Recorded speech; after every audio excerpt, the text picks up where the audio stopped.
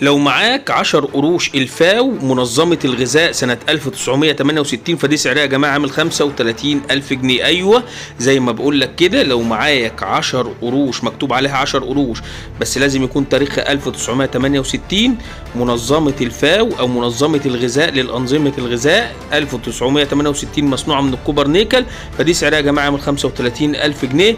فمحدش يجيب لي أي عملة تانية يكون عليها منظمة الغذاء الفاو ويكون تاريخ تاني. لو موجود 1970 فدي ملهاش اي سعر، اللي موجوده مع كل الناس 1970 ودي سعرها يكاد يكون من 5 الى 10 جنيه. اما اللي مطلوبه لازم يكون سعرها لازم يكون تاريخها 1968 فدي سعرها بيوصل ل 35,000 جنيه. وكمان هقول لك على 4 اماكن تبيعهم فيها.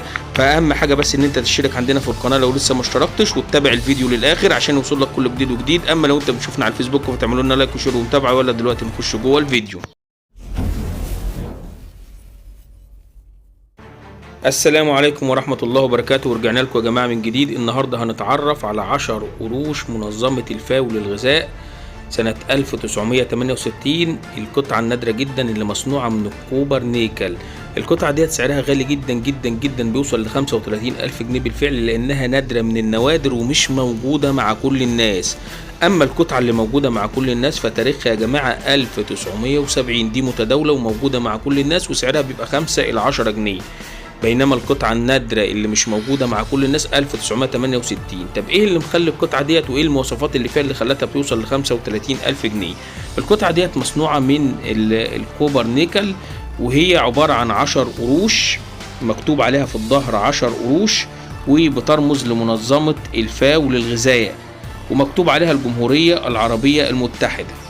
اما في وجه العملة مرسوم عندنا رسمة منظمة الغذاء فاو، رمز الفاو ورمز الغذاء سلات الغذاء او سنابل القمح، بالاضافة لنسر مكتوب عليه فيه نجمتين بيرمزوا لكل من مصر وسوريا.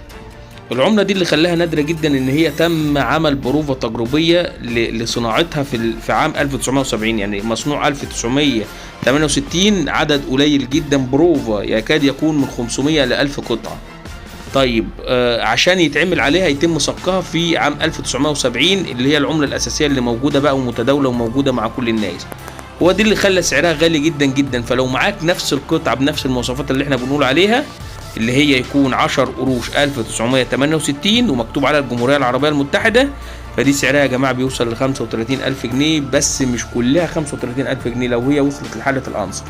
اما لو هي متداولة وموجودة مع الناس فبيبدأ سعرها بيتراوح من 1000 جنيه 2000 جنيه 3000 جنيه لحد ما بيزيد تدريجي لحد ما يوصل ل 35,000 جنيه لو وصلت لحالة الأنصر.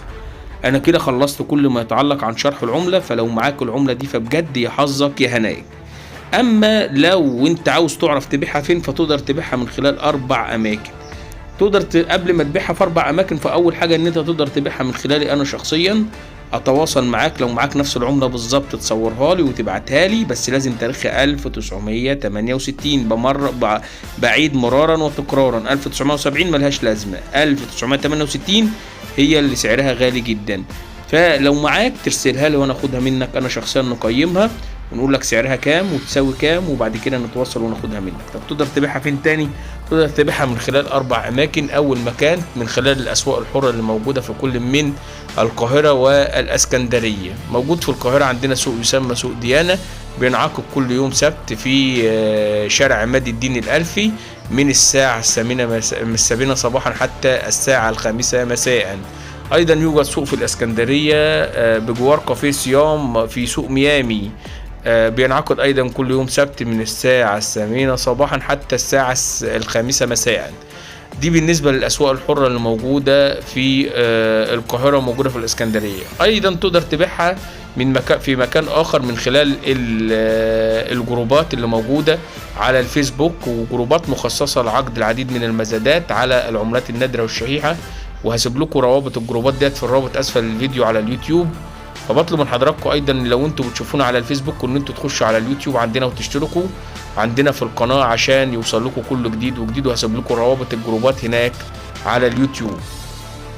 ايضا تقدر تبيعها من خلال المتاجر الالكترونية اللي موجودة على جوجل زي جوميا وعلي اكسبريس وامازون واي باي والعديد من المتاجر الإلكترونية فيها فئات مخصصة لبيع العملات النادرة والشحيحة. أيضا تقدر تبيعها من خلال موقع يسمى موقع أوليكس، موجود على الإنترنت وموجود على كل تليفوناتنا، بتنزلوا تطبيق وفي جزء في الموقع دهوت مخصص لبيع العملات النادرة والشحيحة. بتعرض العملة وبيتواصل معاك أحد أو أحد التجار وبيتواصل معاك وبياخدها بسعر كويس جدا. أنا كده خلصت كل ما يتعلق عن العملة وأماكن البيع. بطلب من حضراتكم بس ان انتوا لو اول مره تشوفونا تعملوا لنا اشتراك عندنا على الفيسبوك او على اليوتيوب. لو بتشوفونا على الفيسبوك وتعملوا لنا لايك وشير ومتابعه عشان يجيلكم جميع انواع العملات النادره والشحيحه واسعارها واماكن بيعها. كمان في سلسله جميله جدا هننزلها لكم الفتره الجايه وفيها العملات المتداوله اللي موجوده مع كل الناس واسعارها كمان هنقولها بالظبط. احنا دلوقتي في سلسله النوادر. اما لو انتوا بتشوفونا على اليوتيوب فتعملوا لنا اشتراك عندنا في اليوتيوب وسبسكرايب وتفعلوا زر الجرس عشان يوصل لكم كل جديد وجديد ويجي لكم جميع انواع العملات النادره والشحيحه واسعارها واماكن بيعها كمان.